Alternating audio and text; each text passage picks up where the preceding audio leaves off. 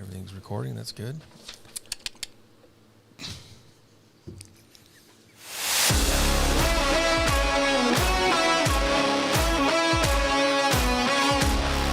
You have found us. More podcast, where we want you deeply. Find lasting freedom, discover your destiny and make an eternal difference. Now.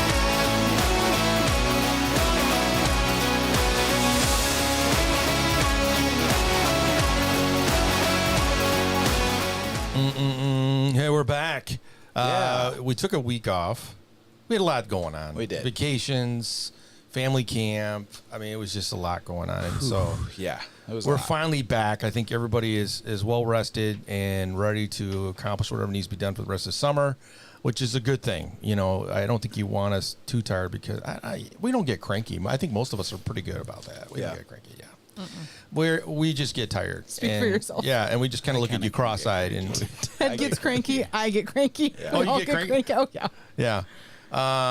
yeah, it can happen. I mean, in this heat though, lately, I mean, it's been so hot. It has been hot. I was gonna mow the lawn Please. yesterday, and I went outside, and I'm like, nope, not doing it. Not gonna do it. I was just the in grass is Alabama. just gonna die anyways. What? Oh, yeah. The heat down there is not the same as the heat here. That's why I don't live there. I sat in it was like 95 degrees direct sun for a wedding.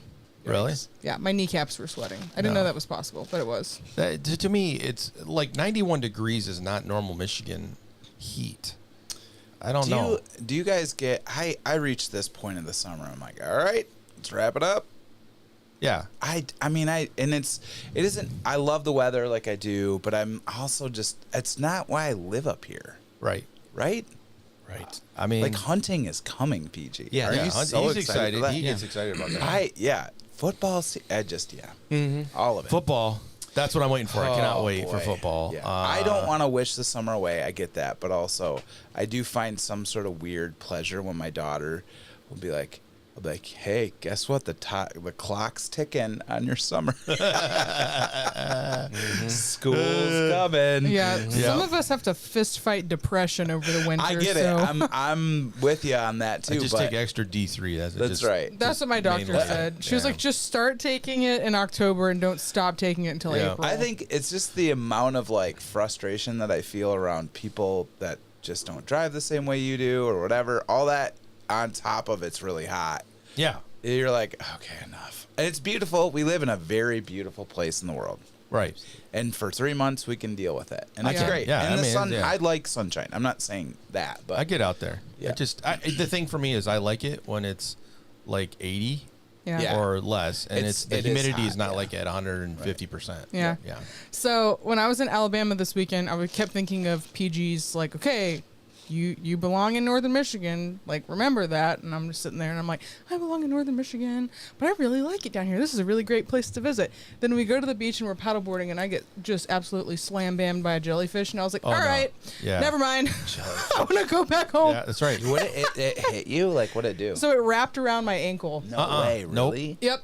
So there's like a little bit of when I went to. What do they do? What does the jellyfish do? So it has little barbs. Yeah, okay. But they don't get you unless they're agitated. So that's the thing is you can accidentally bump into jellyfish and not like. Huh. But it was down by my feet, which is not normal. Yeah.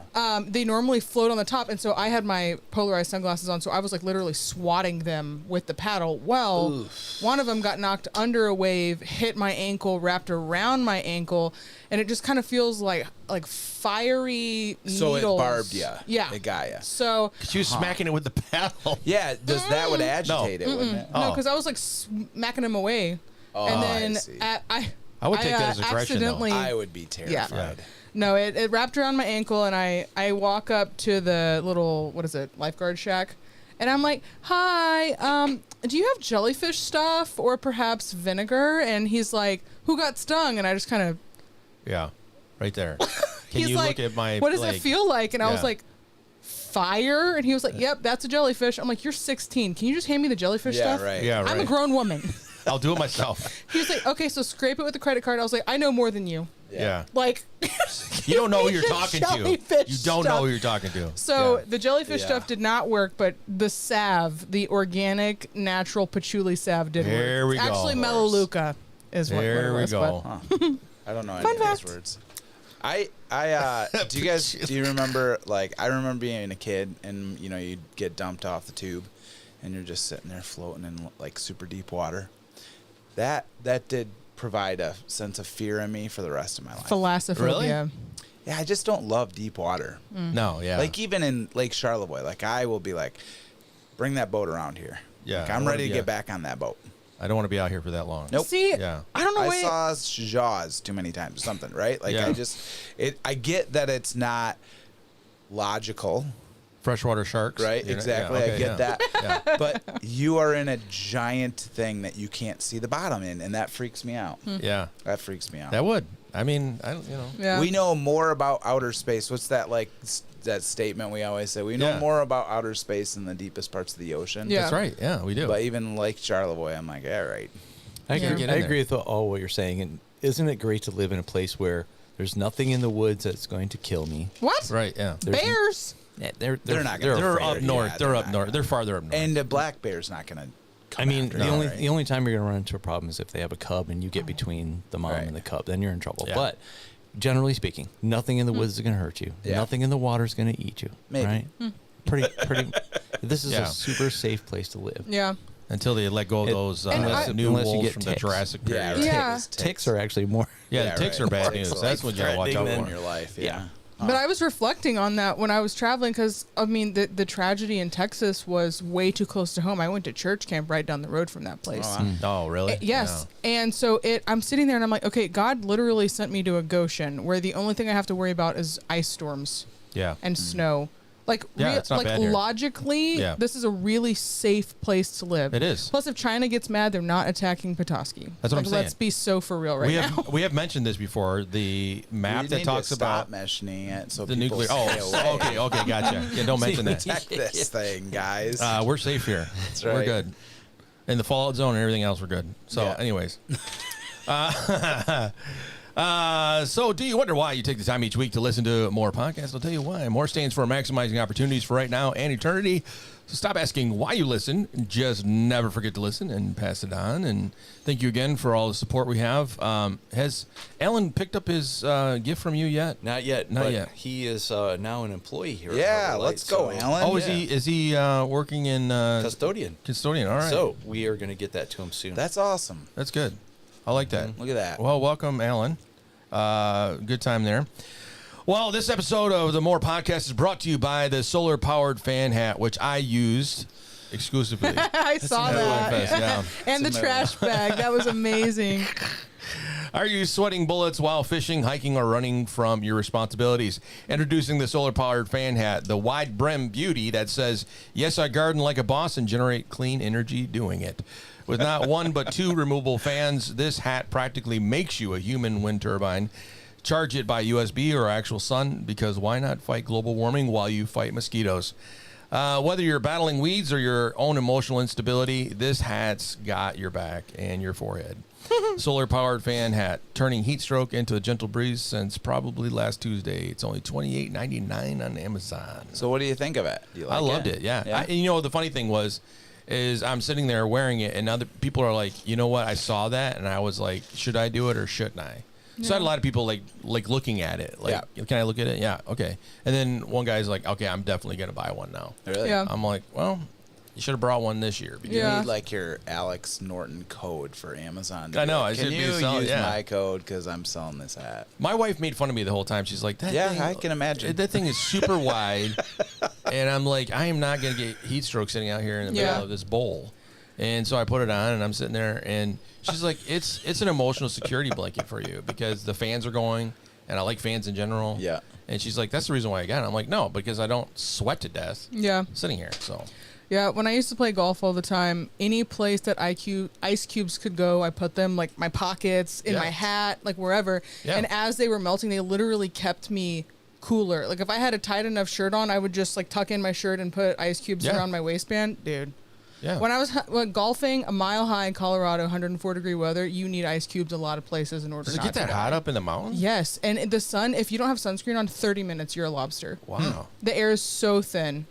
I did not know that. And I would thought it'd be golf cooler like up there. I would golf the long courses, and I'm the guy that I was dating at the time had he was like, yeah, you're not a real golfer if you use a cart. So it's me, no umbrella, Caucasian, push cart. 10,000 feet above sea level. Yeah. Yeah, it was just fun. It was No good. cart. I love paying $100 to sweat to death. Right. That's my and favorite. You can't breathe. Yeah, Yeah. I know. We went up to, what was it called? Pikes Peak? Mm-hmm. There. you can drive up to it now That's where I graduated. It was in, on Pikes Peak. no. Okay. In Colorado Springs. And so we went to Pikes. Graduated? Yeah, I graduated. thought you graduated from Harbor Light. No. College. Oh, I saw. I'm College. sorry. You went to college in Colorado? Yeah. Oh my gosh! Did you ever go to the Garden of the Gods? Yes. I love that place. Yeah. Right, But I wish it get was up there. Garden of God, but Of the gods. No, I know. Yeah, I wish it small was team, Garden yeah. of God, but But I didn't realize. I mean, I knew that it was high, but when you go up to the highest point, they have people there with oxygen tanks, and they're like, Oh, really? Yeah, they're like, how you feeling? I'm like, fine. And then people getting off the bus, they're like, here, take a whiff of this, and they're like giving them. No way. Yeah, it was like Yeah. the weirdest thing ever. altitude sickness is a beast. We went from sea level where I was living to skiing and Telluride, and I got double ear infection, What? altitude, Yeah, that's the thing. vertigo, a bunch of stuff. I was down and out. I could not tell which direction was up. It was so bad. What are those little things that run around that look like little prairie dogs? Is it a prairie dog? It is a prairie dog. Okay. And they're a nuisance animal. They'll blow them up with TNT, and they're so cute. They're little fat booties. Well, they get in the middle of the road when They you're do. trying to go up there, and they're like talking to each other. I concussed one time with my car. I felt so bad. Did you really? Yeah, I How just did like you know it was just concussed? that's what I tell myself. That's what she's like. It's dead. It was Yeah. it was flat, but I think it was Just still a alive. small yeah, head injury. Yeah. his eyes I were was bugged only out. going like 20, so I hope it was. Hey, Yeah. so I always like doing this after the Nortons go to Life Fest. What was the best favorite artist you saw? Well, it's always Matthew West. Matthew West Yeah, for me is like okay. the Billy Joel of Christian music. That's a good comparison. Yeah, he is like the consummate performer, Yep. and he does so well. I mean, that's his performance is good. Yeah. I like Sidewalk Prophet because they got new music out and they're really good. And Gemma is their guitar player now, who I follow Yeah. on Instagram, and he is a worship pastor in Midwest Michigan. He's amazing. Great guitar player. I was really impressed. Came from Australia. He stole he's the like, show. He's like 23. Yeah. He did the Moonwalk. Yeah. But yeah, no, he's it's at Central Wesleyan Church in Holland, Michigan. He's the music director. He did a solo Killer in, guitar player. in Downpouring Rain, which Yeah. was the most iconic photo, I think, of the whole weekend or whole week, was because he got out there and he had this like neon Ibanez guitar. And he gets Yeah. out there and he starts doing this solo, which is not normal for Sidewalk Prophet to highlight a guitar player in their music Yeah, like that. he's sick, but though. yeah, but Yeah. they did quite a bit with him, and he gets out there, and I was just like, Yeah, this he is, rips. This He is rips. cool. This is really cool. I've been following that guy for like 2 years on Instagram. Yeah, he's worth it. He's worth going to see. That's cool. Because is he he's- the permanent guy now? Well, he's played 2 shows with them. Amy was, like I said, Amy's friends with the Yeah, band, yeah. and so she was talking to him, and they're like, yeah, he's played 2 shows. We're thinking about taking him on full time, but they just want to see how the crowds respond and that kind of stuff to him. Yeah, he lives in Michigan. I mean, But he's in Holland. He blew it out of the Michigan. water. Out That's of all the awesome. guitar players that I saw Yeah, during the he week, rips. he was probably the best one. Yeah, he rips. Yeah. Yeah, I think he's like super young guy, Yeah. and he came from. It's like kind of the like, it's how like YouTube like makes people today. Like that he's an example of that. He was like in Melbourne, Yeah. and just at a small little church, and yeah, Gemma. Guy Although rips. when they would say, this is so bad, when he got out there, I thought they said Manuel. Yep. Yeah. I don't know how. I mean, it's Gemma, right? Is his first name? I don't know. I went with Manuel the whole week. Okay, well, Because I never met him. I only talked to Dave and the other guys. Right on. But I was like, Manuel. And so Cool. I'm like out there, Manuel. Yeah. So you I got don't know. Matthew West and Sidewalk Prophets. Yeah.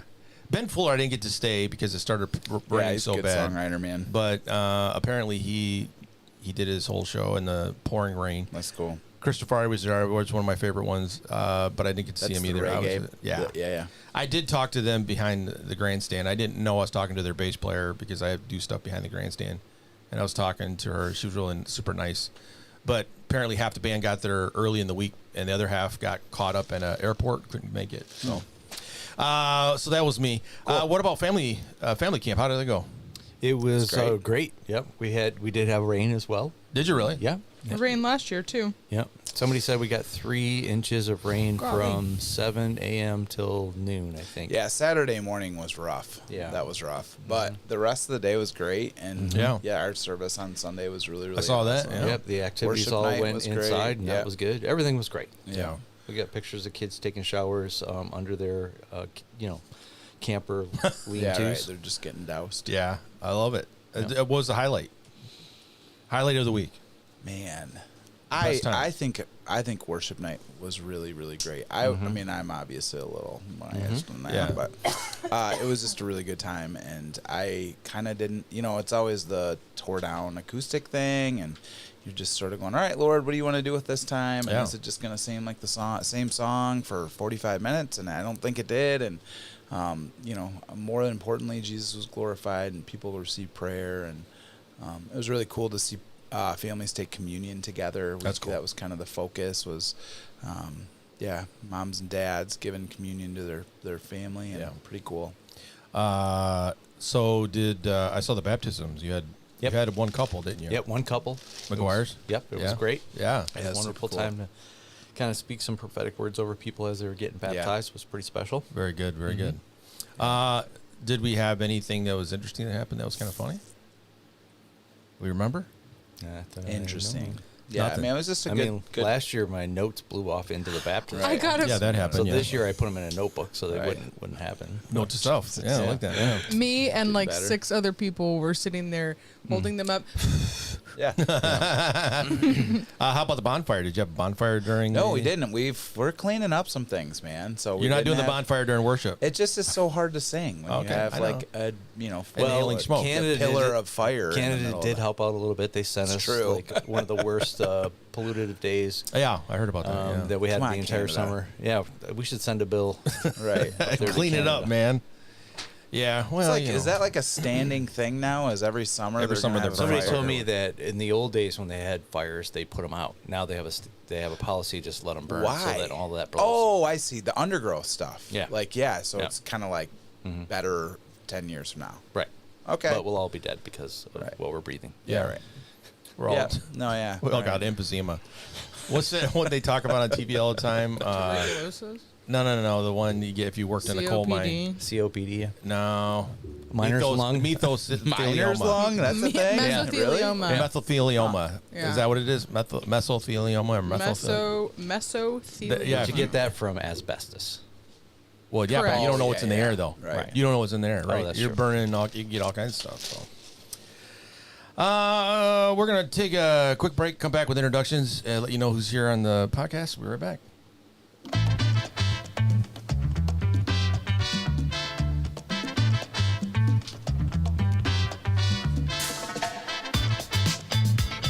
Oh, don't go nowhere.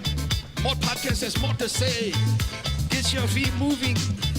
Get up from your office desk and start jiggling it.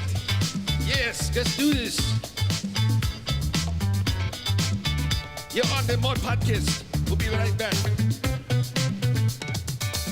All right. So who's here in the room today? Yeah. Well, first we got Rebecca Moore. She's the She paddleboards at sunrise. Charges her phone with solar panel that she crocheted herself and hasn't touched air conditioning since 2014. She's 80% sunbeam, 20% sandalwood scented mystery.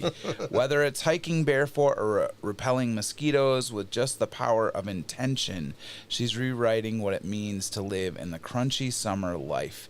Give it up for the queen of off-grid wisdom and wildflower theology, Becca Moore. Yeah, there she is. There was a lot of big Wow, words in there. was. So I tried to. Crocheted? Haven't Yeah. read that word in a minute. In the unsanctioned 1978 backyard Bible games, he took gold in the sweaty sandal sprint, dodging sprinklers while quoting James. Upside down in a kiddie pool, he once baptized 3 people and built a picnic table at the same time with nothing but duct tape, sunscreen, and sheer determination. He's 60% sawdust, 40% sermon, and 100% likely to start a revival in a lawn chair. Make some holy noise for the summer camp legend himself, Pastor Gary. Wow, there you go. That's good. I Thank you like so that, much. yeah. That was Yeah. great. All right, so who's going to do Pastor Ted? You got him. I got him.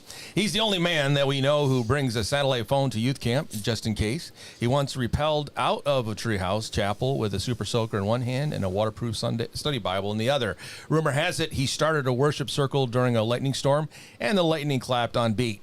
He's the summer camp security team, wilderness chaplain, and conspiracy consultant, all rolled into one. I like it. Hide your s'mores and buckle your seatbelts for the legend himself, Pastor Ted. All right. Yes. Thank you. All right, and the man behind the microphone, the Uh-oh. man with all of the talent, knows what every button and knob actually does. The man who is the inventor of the solar powered umbrella and rain-proof pancakes, Yes. and can offend anyone with a more difficult last name than Smith, Yes. Pastor Alex you. Norton. I take that. Well, we got some questions boy. from listeners that need some help with some interesting things that they've maybe pondered over the summer. Isn't it interesting during the summertime that we tend to ask ourselves some really weird questions, and we wonder why we have not asked these or answered these questions before? But summertime seems to bring it out. So we're going to ask those questions from our listeners, and we'll be right back.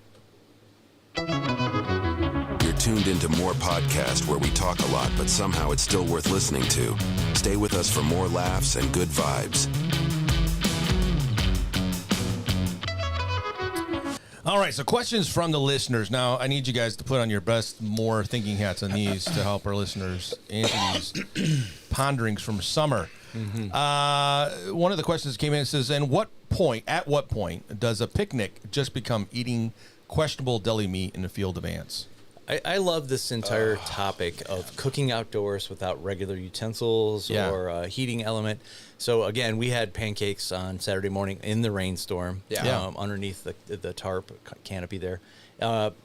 Lisa Kate did a good job. Yeah. The pancakes were either lightly made or extra carcinogen style. There was like no in between. She was doing her best, but controlling those, those little heat. What do you do? And it was pretty tough, but everyone, they had chocolate chips in them, so that just kind of covers it all. Oh, yeah. So that was good. But have you ever noticed that if you cook it yourself, it's edible, but if somebody else cooks it, you're kind of like, not too sure. Yeah, right. I remember as a kid one time we went camping, and we boiled our hot dogs in butter. Oh. And they were good. They were actually really good. I mean, You just animal fat. But, to that. Animal fat. Yeah, so just kind of crazy. But there have been lots of times where you have to innovate different solutions to preparing food in the wild, right? Yeah, right. Yeah. I do. I wonder too. Sorry, go ahead, Rebecca. I saw the hand. I'm going to actually answer the question since Yeah. you guys are going okay. off topic. Yeah, okay. If there's not a view. If there's not a view. If there's not a view. If there's a view, whatever you're eating, whatever you're doing, it's a picnic. Okay. But if you're just in a place with grass. A driveway. Yeah, a driveway. You know. You're hanging out. Camping with your kids in the front yard is fun. You know, it's cute, whatever. Yeah. But if you're just like, oh, look, a field, that's mainly dirt and bugs. Let's go eat some lunch meat that we got from Buc-ee's. You know, That's right. It's not a picnic. You're just, you know, You gotta needing use a place imagination. to eat. Yeah. Yeah, right. I like that. That was good. I think that like you reach that point in the summer where you're like, I'm good on hot dogs. Like I just don't want to like. I don't want to eat another one. I haven't had my first hot dog or- yet this summer. Oh yeah. You didn't have one at family camp. Where was I, Alex? Where were you? Somewhere in Alabama. So Alabama. that's right. That's so right. we, Yeah. I wasn't here. Have you noticed that the world of coolers has changed? Yeah. Remember back in the Oh, day yeah. when you got the styrofoam cooler, Yeah. for $1.98 over at the gas, at the you're gas paying station or even at the $400 grocery now. store, and they crumple before you actually get your meal Sure. out of there. Yeah. And nowadays there's Yeti. Yeah. I have the off-brand Yeti, and it takes 3 people to carry it, and there's nothing in it yet. Yeah. Oh yeah. You can't even carry it. It's It like better come with locked down. wheels or a Yeah. dolly cart. It holds your ice for Yeah. a long time, but of course you're in taking Advil for your back. Yeah, You're right. carrying it. Yeah. I just got That's a good point. one of the things that I thought was super fun was I found a deal on it's a Weber Blackstone Yeah. thing. And like Theo and I are having the most fun with that. Yeah. Like it's a blast. Mhm. And So it's about like this big, right? Yeah, well, it's 3 burner and it's a good one, but like it was pretty smoking deal at Ace, and like We just do everything on it. Yeah. I would rather have that than a grill. Yeah, Absolutely. my son-in-law has the same thing. Yeah. and it can, word for word what you just Right, said. like if you're gonna cook a steak, I think we've had this conversation. 100% would rather have a flat top over for that steak than in a grill. Yeah. because You're losing all the fat, all the stuff that makes it taste good goes Yeah. into the briquette. But yeah, anyways, we've been having a lot of fun with that. So I don't. Yeah, the picnic thing. So where's the weirdest place you've ever had a picnic? The weirdest Yeah. Or place. the Weirdest? weirdest or most unique? One year for this isn't the weirdest place, but it's probably the worst. Okay. That's happened. 1 year for Eloise's birthday. It's just we're doing it on a budget, right? Yep. Yeah. And we were at the campground here, and it was like jumbo hot dogs on sale. Yeah. That I don't think that was meat. Like Yeah. we cooked it over that fire. Yep. And it was like burnt plastic bags outside, and the inside was cold. I was like, I don't think we should eat these. Like Right. this is so bad. Yeah, no, that was my worst picnic experience. Okay. Yeah. Yeah. Well, mine was at a park and a storm came in. Okay. We were in Charlevoix. It was so bad that like the police came by and like, you need to get out of here. Because, Oh, wow. and we didn't move. We just like stayed there and we barbecued. And literally we had to bungee cord the grill to like something to keep it from blowing away. And we're out there just still grilling, me and another family. And we're like, it's probably not the smartest idea we've ever done putting our family in this situation, but they loved it. They're like, Yeah. It's called adventure. they're like, look at What that happens tree. when you have boys? Yeah, it was fun. Yeah. Or what about Rebecca? You help us out with this too. If anyone ever says a barbecue, we're having a barbecue, you're having a cookout. If you're in northern Michigan, It's a cookout. 99% of the time, it's What a we cookout. call it down south is grilling. Right. Do you want to come over? We'll grill. So if you use a grill, it's grilling. But if it's barbecue, you have to have a smoker. So you're smoking. Yeah, you're smoking Okay. meat. Okay. Yeah. An interesting term I learned that I didn't know was even a part of northern Michigan life is in Wisconsin they call water fountains bubblers. Ew. I've heard that. Yeah, I've heard I'm that. like, what are we in, England? Because I know they call them bubblers there, but they call them bubblers over Yeah, I've there. heard I'm like, that I've before. never heard this Wait, before. what do y'all call baskets here? Like Ba- shopping baskets? Y'all just say baskets? A cart. Cart. Oh, Yeah. Shopping cart. okay. Unless it's one that you carry. Shopping That's Okay. a basket. Yeah. basket. Yeah. So, Yeah. okay, down south it's buggies. Yeah, that's Okay, that's weird. I mean, yeah. A buggy? That's what I would call like with a stroller that you sometimes I call a stroller. I mean, I buggy. call it a basket. Like, can you go grab a basket? Oh, okay. So- Well, I mean, it's fine. Okay, yeah, I got the cart, next yeah. one. Okay, do the next one. Why is it socially acceptable to chase an ice cream truck, but not a taco truck? It should be acceptable. I would be much more excited about that taco. You think so? truck. Oh yeah, All you have to do is just ring that little bell, and that's the invitation to run. sure. Right. Just ring a bell. Yeah. If the taco truck had a bell, Oh, it would be boy. okay. If they were blasting Tejano music, I would just be at a dead sprint right next to the truck. There's a couple good taco trucks in northern Michigan. There are. I heard that Nathan's one's really good. Where's that one? Tyler's Taco Or on yeah, the way to Tyler's by It's Kill really, Ones there. really good. Is it? There's one in Really Indian good. River that's always there when they have Friday night concerts and Oh, stuff. really? Yeah. And that was good. The Yeah. guy's really good. Although the thing is, we keep telling him, can we get some chips? And he's like, I don't do chips. I just make the taco things. And yeah, it's too bad. Okay, here's another one. Who actually understands how sunscreen SPF works? Or are we all just guessing and hoping that we don't end up a lobster-colored cautionary tale? It sounds like Rebecca might be able to answer this I'm one. sure. What do we got, Rebecca? How do we understand Okay, SPF? so there are minerals / chemicals that we can put in sunscreen Okay. that makes the top of our skin layer actually able to more readily reflect the sun. Okay. So the SPF is the higher concentration of those particles. That is, see, I did not know And that we for real. do or don't like sunscreen. Okay, here's my Oh, here we hot go. take fun fact. Okay, I was listening to a dermatologist Yeah. who he's taken red pills, and he said statistically, for every one person that dies of too much sun, over 300 will die of not enough sun. And Really? most people's melanomas are places where the sun does not typically touch. Yeah. So it is more dangerous for us to not get enough sun than it is for us to get too much sun if we are having good diets and all that kind of stuff. So That's my hot take. But what about getting burnt, though? I wear mineral sunscreen so that I do not get burned. But if you appropriately handle your time in the sun, it should be better for you instead of bad for you. Really? Yeah. Okay, so you should get burnt. No, I just said no. Oh, appropriate time. But how do you know? I mean, like, you're out there and you're like, I'm having a good time, and then you get in the car and you're like, oh my gosh, just burn my arm off.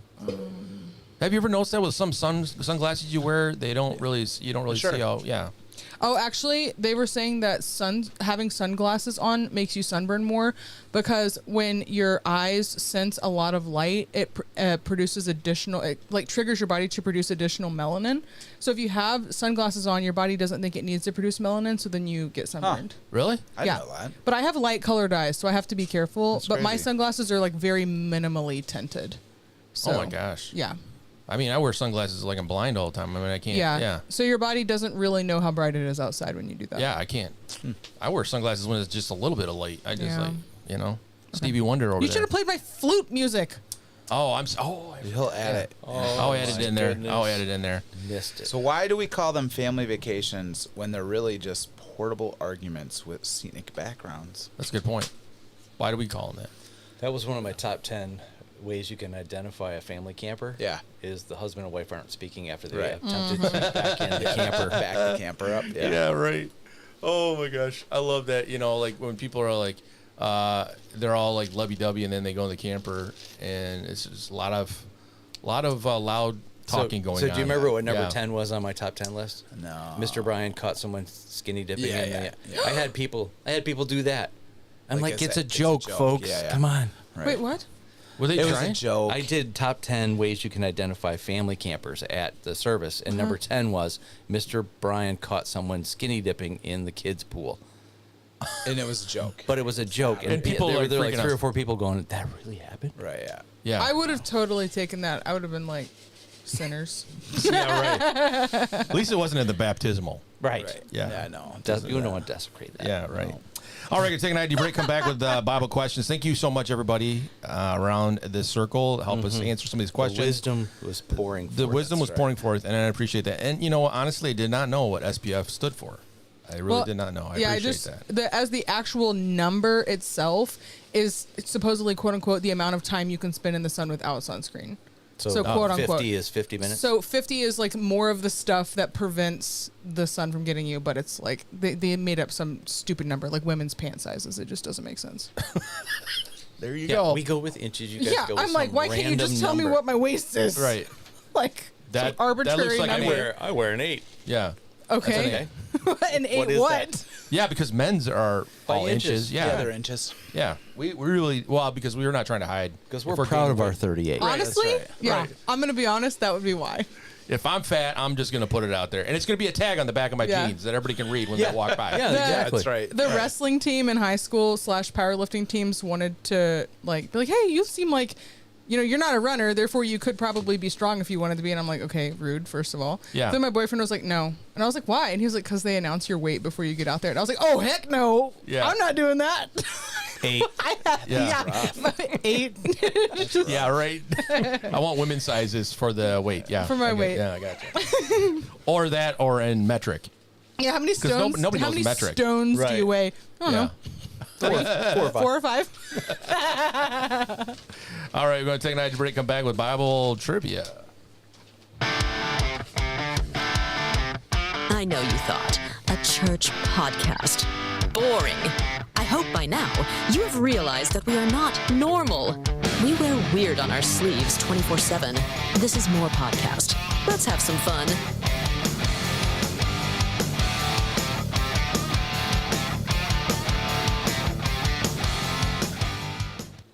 Well, here we are with Harbor Light Bible trivia. You've been waiting a whole week for this. Mm-hmm. I know you've been missing it. Mm-hmm. Pastor Gary's still in the same series that we left off with the week before, Red Sea Rescues. Yes. And so he's going to probably, I'm just guessing, give you a question. Yep. From that. Basically, people have asked, are we ever going to get them across the Red Sea? And I promise by the end of the summer, they will have made the journey. Maybe, yeah. So, I'm a 4-weeker, right? And we're already going to be closing on 4. So they were like, hey, are we almost done yet? Nope, not yet. 6 more to go. Not yet. So our question for this week is, and actually it's connected to, but a little bit distant, is what is the first recorded verbal prayer in the Bible? Oh, here we go. First recorded verbal prayer in the Bible. Yeah. You guys know this one? You're looking like you know? I don't. Ted, I would have a guess. Ted needs to drink some more coffee. I do. Yeah. I would have a guess. You normally have 2 cups before you start your day? Yeah. And you're only on your first one. No, yeah. So we got to dragging. We got to give you some more. Yep. All right, so if you know that answer to that question, send it to HarborLightBibleTrivia@gmail.com, HarborLightBibleTrivia@gmail.com, all lowercase, and let us know. And then we put your name on the Wheel of Destiny by Wilson Insurance, and we'll have Pastor Ted in his magic hand spin the dial. Right. And you could possibly win. And we're going to take everybody else's name off there except for Mary because she wins every time. So, PG, that's a good question. Yeah. Now I'm thinking. Okay. Think of a couple prayers, but the first one. the first one. It's a good question. Yeah, so you have to read it. I like it. All right, we'll be back with Bible Talk after this little brief break.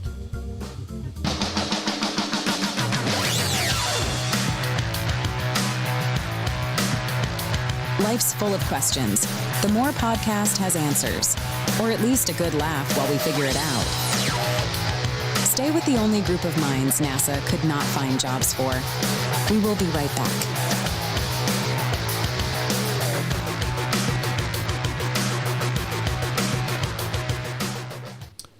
You're getting warm, aren't you?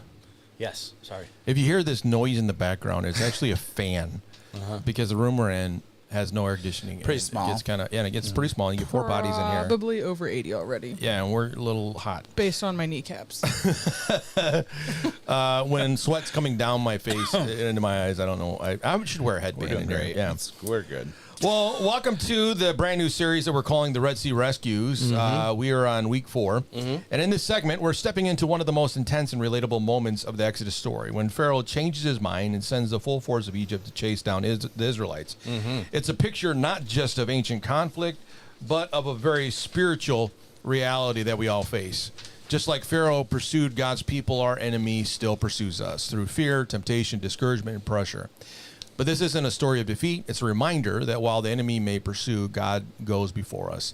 And as we unpack the scene, we're going to talk about the way Satan still works today, how we resist him, and most importantly, how we can keep our eyes locked on Jesus when the pressure is rising and the chariots are rumbling behind us. Pastor Gary. Wow, you actually went online and watched the service from I did. last week. That That was was heck really good. yeah, I'm on it. Had a lot of fun with that as we were getting ready to roll. Pastor Ted and I and AJ were kind of joking around a little bit that I had a full 70 minutes to be able to speak. Oh, really? Yeah, 70 minutes, and incredible. it was fun. Ran it right to the red line. It was great. That was because we don't want people getting dismissed too early for the picnic. That's right. So it was a lot of fun. Made it to and felt really relaxed. I did actually feel like I had about 3 sermons in there. And it was a lot of fun. That's the way it always is, though. Yeah. Have so you preached longer than that? I would say that might be near the top right there. Probably in a foreign country, I did right? I did a 3-hour Bible college class. Sure. So spoke for 3 hours straight. Oh, my. So that was That's a long time. Yeah, that was a lot of pages of notes. To Yeah, cover. yeah. All right. Well, we were in Exodus chapter 14, and this is the passage verses 10 through 12. I'm going to go ahead and read it. Just kind of let us jump right into the subject matter. When the word reached the king of Egypt that the Israelites had fled, Pharaoh and his officials changed their minds. What have we done, letting all those Israelite slaves get away? They asked. So Pharaoh harnessed his chariot and called up his troops. He took with him 600 of Egypt's best chariots, along with the rest of the chariots of Egypt, each with its commander. The Lord hardened the heart of Pharaoh and the king of Egypt, so he chased after the people of Israel, who had left with their fist raised in the defiance. The Egyptians chased after them with all the forces of Pharaoh's army, all of his horses, all of his chariots, all of his charioteers, and his troops. The Egyptians caught up with the people of Israel as they were camped right beside the sea, the Red Sea. So there we go. That was our passage. That was the main thing that we were taking a look at. And as I usually like to do, to kind of break it down there.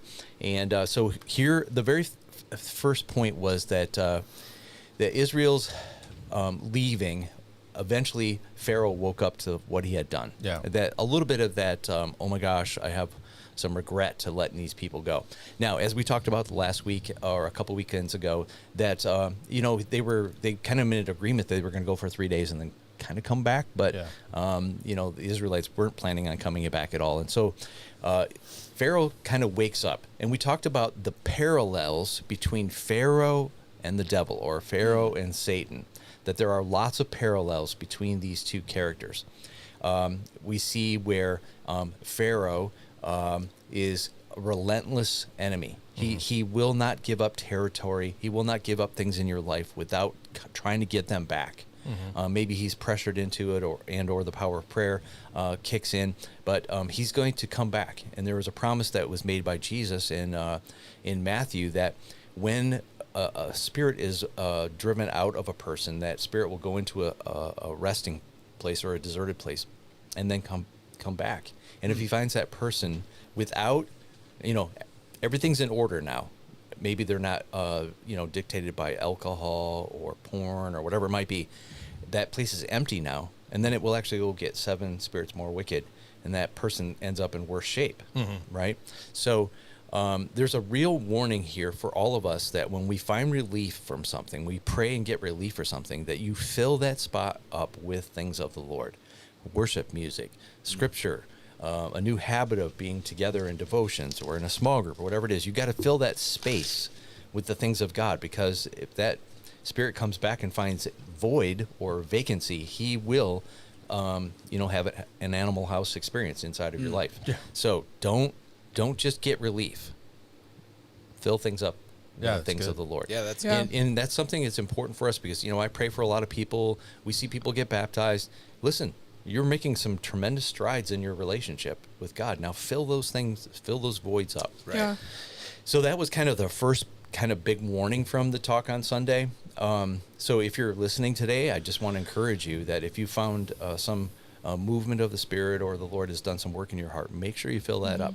As we have talked about in the past, maybe you're a single person and you have had relationships with people and you break up or whatever, for good reasons, right?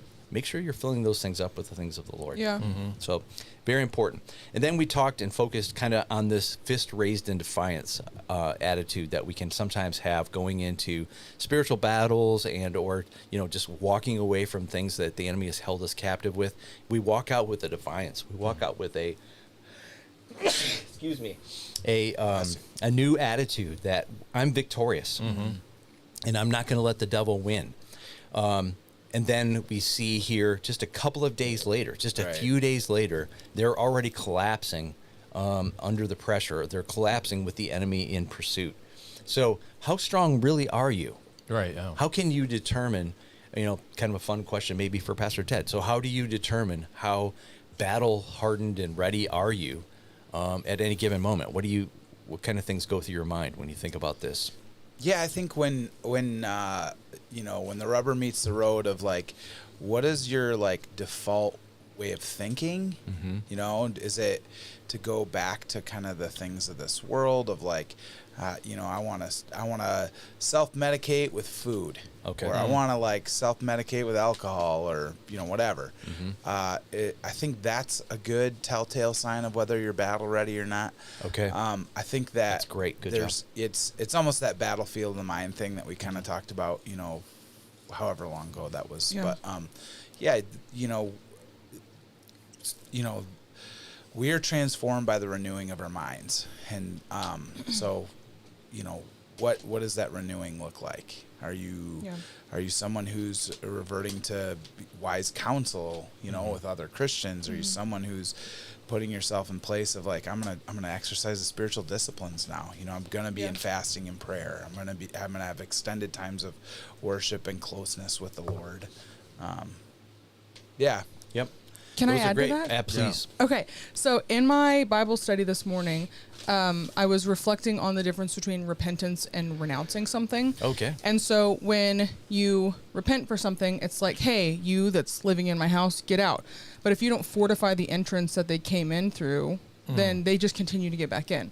So the way that it's like renouncing something is saying, I am not going to do this anymore. You put boundaries in place, you fortify the entrance, and it's like PG was saying, you fill the space, you make sure it can't get back in, you apply the boundaries, and it's not just grieving over the fact that you did it, it's putting preventative measures and like making a stance against those things. And the enemy is going to come in even stronger. Like PG said, the second he's kicked out, he's like, well, I'm going to go get 7 friends and I'm going to bust straight back in. And so it's like, you do have to not only put those preventative measures, but you have to fill that place. And I think we forget, like we feel the grief. We say, I don't want to do this anymore. But just saying, I don't want to do this anymore. And Jesus, like, please forgive me. That's not the same thing as taking a stance against doing that again. Yeah. So... yeah. I think to answer your question, I was thinking as we're all talking and all good stuff, is that I've noticed that when in pressure, that's when it revalidates the promise that you've been believing in all along. So when you're in that midst of that pressure, whatever it is, however you handle that pressure either disqualifies or validates the promise that God's given to you. And that's what you see in the children of Israel is they kept disqualifying that promise. And that's why finally God's like, you know what? Next generation is going to have to do this because you guys just can't seem to hang on to it. They just could not get their minds wrapped around the future. And I think that is sometimes what, I don't think it takes us out of the game where God's like, you're done with me. But the potential that God's given you that you could do gets lost. Yeah. And he's like, okay, you know what? You're just not able to do it. You're just not able to make it. No matter how much he's rooting for us and he's coaching us along, at some point we can just kind of step back and go, what? It's just not for me. I think some of the encouragement could be is when you're feeling that pressure, it means you're in that place where the enemy does see you as a threat, right? Yeah. So, some of the encouragement, I get from some of our recovery folks is, man, if you're fighting against something, that means you're in a battle, you're winning something, right? Yep. You've taken There's some ground. something worth it. Right? Exactly. Yeah. So the big verse then came on verse 10. As Pharaoh approached, the people of Israel looked up and panicked when they saw the Egyptians overtaking them.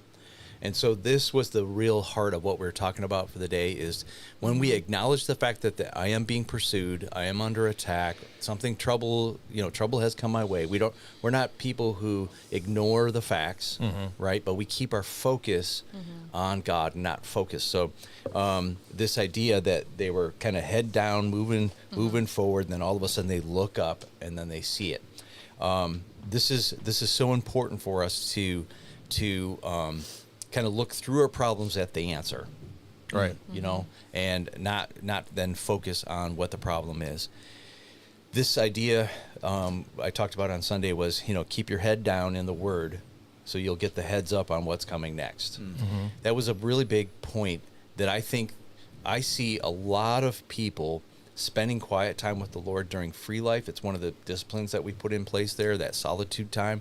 And then they get tremendous growth, tremendous insights on what's going on. God delivers them from great things. And then they leave the free life experience, and then they don't continue on with solitude. Right. And when I talk to them, they're like, I'm kind of running into a rough patch. Maybe I should go back to solitude. Absolutely. Yeah. That's an important thing, to get alone with the Lord and get a word from the Lord for the day, for the trouble, for what your future might be. You need a word for all of those things so that you can stand on it when the enemy all of a sudden kicks up his heels and he's tracking you down, right? And so when you have that word, then you can stand on that word. So the Lord says, you're gonna be fine. I'm gonna sustain you health wise. And then the doctor shows up and says, you've got diabetes. Well, that might be true at the moment, but the Lord said, I'm going to get through this thing. And so then you're able to press through that problem and get to the promise that God has for you. But your focus has to stay out there on God and not on your problem, because I made some comparisons that where you're focused on is where you will go. Yeah. But the first example I gave was riding your bike, right? If you're looking around your shoulder, you're gonna go that way. The second example I gave was a golf example. So if I'm focusing on not hitting in the water, I'm going to hit it in the water. I need to focus on, maybe I got to hit it over there because there is water. I acknowledge the fact there is water over there, but I'm going to focus over here. That was a kind of a sports one for us. Driving's the same thing, but in life, if you're focusing on negativity and problems, then that's where you're going to end up. Yeah, for sure. That's interesting you say that, because I heard a person that was in archery, and they said that there's an acronym for AIM that they use, but basically when you aim to release an arrow, shoot an arrow, is that you don't look necessarily at the target, but you look at what's behind the target or what's beyond the target, but you're looking in that direction, and that's how you a lot of times get more accuracy. And I always thought that was interesting, how this, sometimes the tendency is to really get super focused on where you're trying to hit, but they're always like, look beyond that. Let me maybe modify that, because I think you hit it right on. So back in my archery days, you've got sights. Yeah. You want to look through the sights at the target. You don't focus on just the sights, because then you're not focused on where it's going to end up. There you go. That could be exact. Thank you for clarifying. I'm not very sporty. Sights, right? You got sights, and you want to use those sights to make sure you're going. But you got to have your eye on what it is that you're trying to hit. To me, it sounded like baseball. Yeah. So I was just going. I was like, it's good. Sometimes when we experience pressure attack, we assume something's gone wrong. But what if resistance is confirmation that we're walking in obedience? How do we deal with that? Yeah, so the big concept here is this from the enemy or is this from God? Yeah. And I think that this is my opinion based on what I'm reading in Scripture, that if it's from the Lord, most of the time He's going to let you know what's coming. He wants you to have the heads up. He wants to let you know, hey, you're going to be going through a rough patch here. There is a storm going to be coming into your life, because He wants you to be able to sustain through it. If it comes from the enemy, a lot of times it's going to be a sneak attack. Can I tell a story? Here we go. This is the coolest thing. Wait, no. It's just a God thing. No flute? You can play the flutes if you want.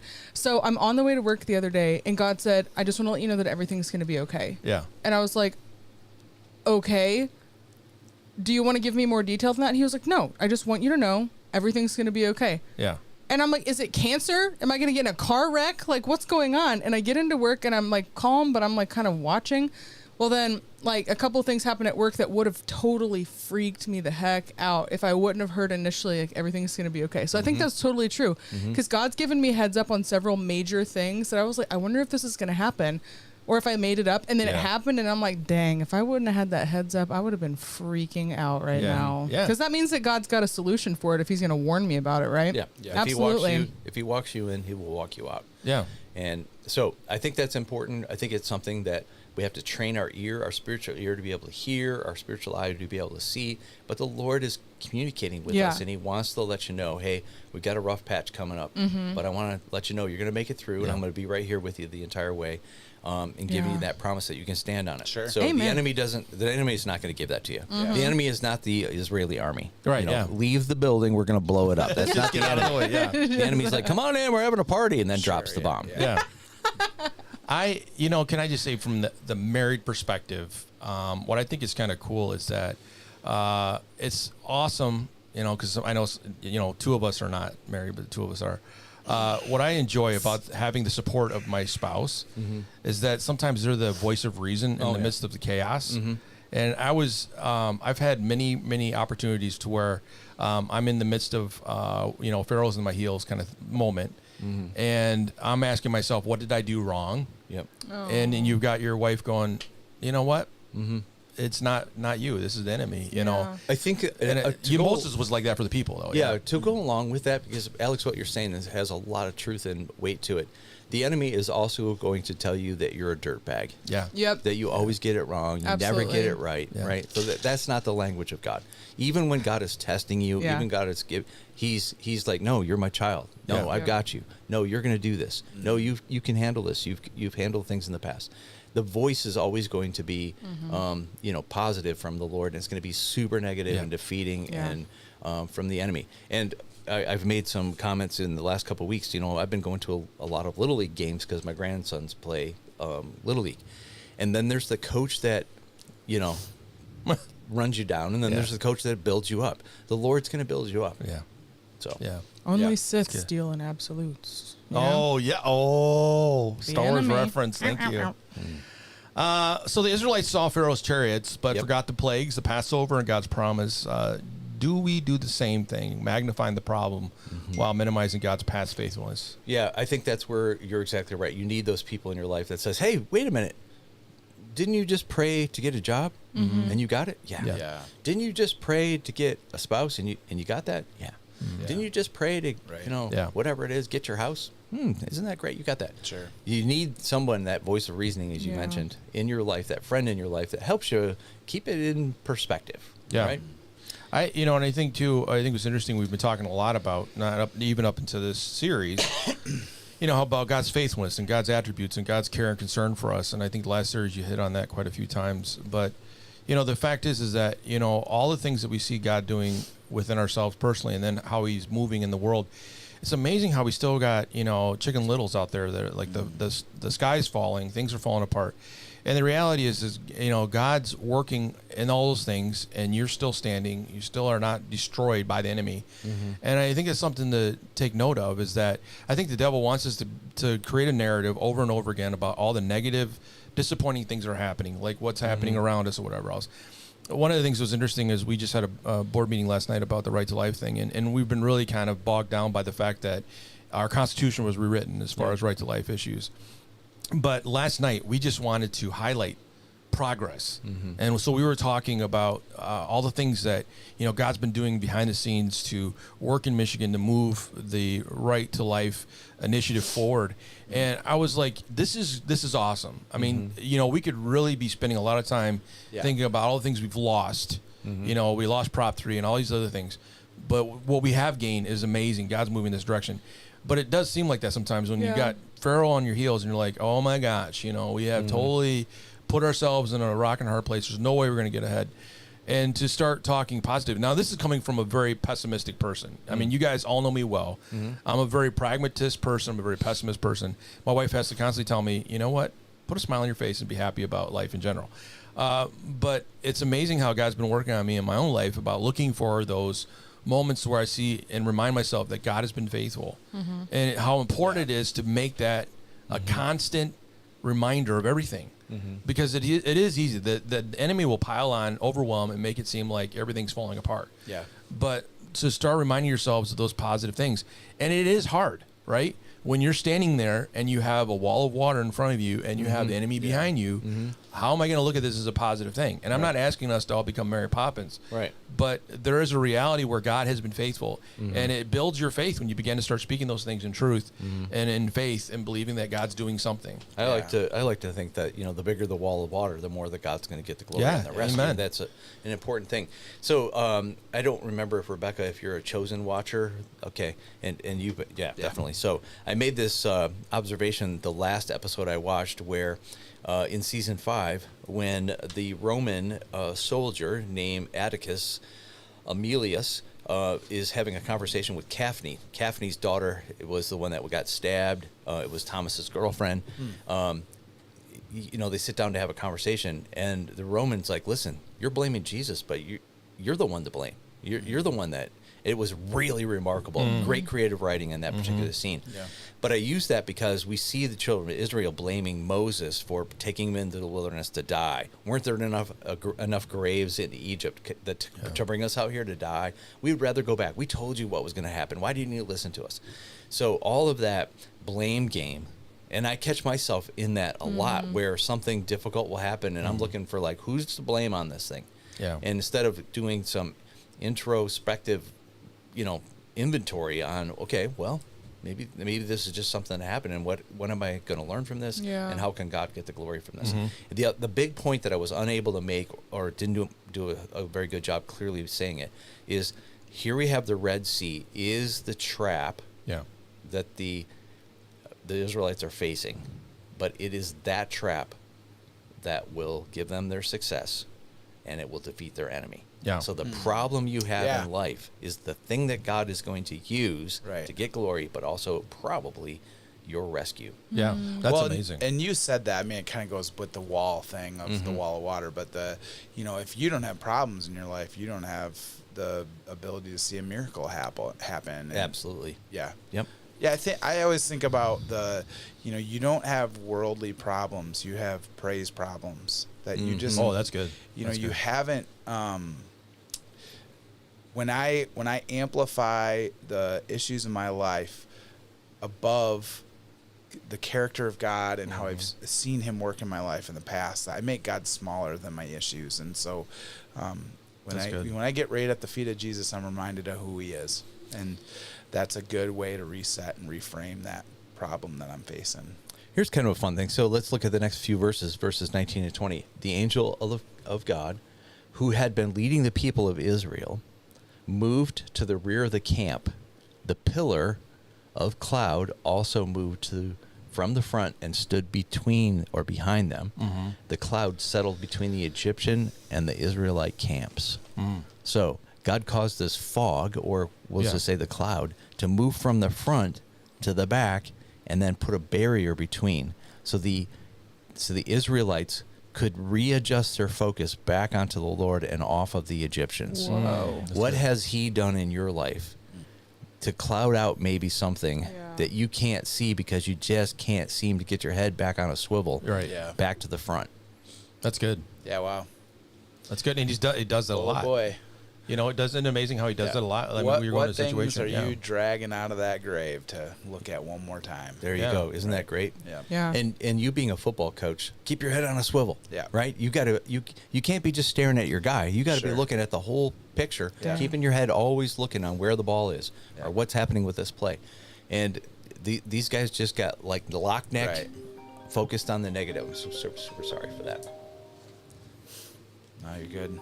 Yeah, that's really good. I mean, there's so many lessons for us when we think about the Exodus story, and it's just so fun to see God use such a bunch of goofballs, and it's just like the lemmings who just kind of go back and back and back, and but there's just one of the things that you had, Alex, is just the Israelites forgot the Passover. Right, they forgot the plagues and God's promise. What an application that is for us. Don't forget what the Lord has done in your life. Don't forget. They overcome the enemy by what? The blood of the Lamb and the word of their testimony. Right, we love that here at Harbor Light. And so that word of your testimony piece is in there. And so when you do that, that's reminding yourself of God's work, His faithfulness, and how big He is. Yep. There's I just would encourage everybody to have a note in your phone. Every time something cool happens, I put the date and then what happened. Yeah. So I literally have a running note since January of what God's done. Yeah. So just like today this happened. Today this happened. And it's really nice when I'm starting to freak out a little bit. I'm like, I'm going to scroll back and God brought me a lot of words of knowledge in the 21 days of prayer and fasting with Harbor Light. Mm-hmm. So I'm going to look back on those. And I see these things coming to pass for the year. That's why spending time with God is important. But make a note. Yeah. Write it down. Yeah, I have a friend of mine who does like blessing journal, and it is just that, you're even on a crappy day, you're forcing yourself to see. Absolutely. The Lord has been good and faithful. Yeah. Can I read this little thing as we're closing up here? Troubles, they don't torpedo God's plans. Delays don't delete God's promises. Setbacks are often the setups for something greater through God. God was totally present when Pharaoh marched out of the palace. God wasn't surprised when the dust cloud rose from the chariot wheels in the desert. God watched and waited as Pharaoh came continually closer. Mere meters separated the Israelites from certain death. The trap Pharaoh saw the Israelites camping in became the snare he and his army were seized by and swept away with. That's good. That is good. Well, we're going to continue on with this series. We're going to be taking another tour around the lake again, or the desert. Yep. Coming to the wall of water again next week. We're going to be focusing on the prayer that's needed. The prayer that's needed. Troubles. Yeah. So it'll be good. We'll, we're spending a little longer in the desert probably than. Does that prayer have anything to do with our Bible trivia question? Yeah, maybe not. Oh, maybe not. Oh, sorry. Yeah. It'll pop up in topically connected, but not. in the story. And then, of course, you're going to be tackling a couple weeks here coming up as I'm going to be stepping out for a little SBF time. SBF time. Yeah. So, should be good. All right. That's good. So we'll be back next week with this. I'm pretty sure we're going to be here. So, look for us. We'll be here on YouTube and all the other channels that we're on. But we'll talk to you later.